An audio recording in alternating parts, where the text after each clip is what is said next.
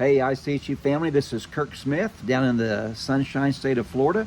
Just had a grandbaby down here, so we made a flying trip down to see the new addition. I am with my eldest son, Cohen, who also lives in Florida.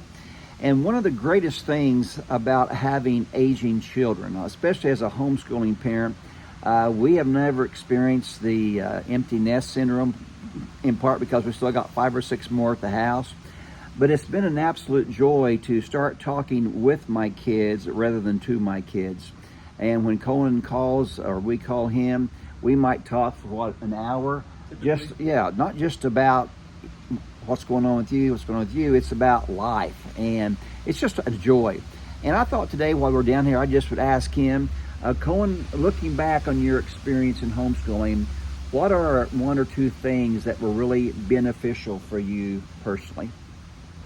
I would say, first of all, that my parents allowed me growing up to pursue my own interest. Obviously, they had a curriculum structured for our homeschooling. We just couldn't do whatever we want. We had to accomplish mathematics, science, writing, history. But within that, they allowed us multiple hours a day to pursue different subjects that we ourselves found interesting. For me personally, that would have been biomechanics and politics. Most parents, and especially in public school, a 14, 15-year-old, they don't know that much about politics or biomechanics. I was able to develop an in-depth amount of knowledge for my age just because my parents allowed me to explore those areas with deep intent. The second point I would bring up is that my parents allowed me to formulate my own opinions about the world, even if they were different from their own. Now, if they were different from their own opinion, they challenged me on the subjects. They told me, bring us evidence, show me evidence in the biblical way, and do we really see these opinions fleshed out in real life? That's one thing I would encourage parents to do, that when your kids have differing opinions, don't shoot them down. Challenge them, as all opinions should be challenged, but don't shoot them down. This will help us think through problems ourselves and to see if we really hold value to what we think. And hopefully the better opinions win out in the day, and both parties will be stronger because of it. So once again, these are things that weren't academically based. Homeschooling is so much more than academics, so that is a piece of the pie. I think it's a smaller piece of the pie.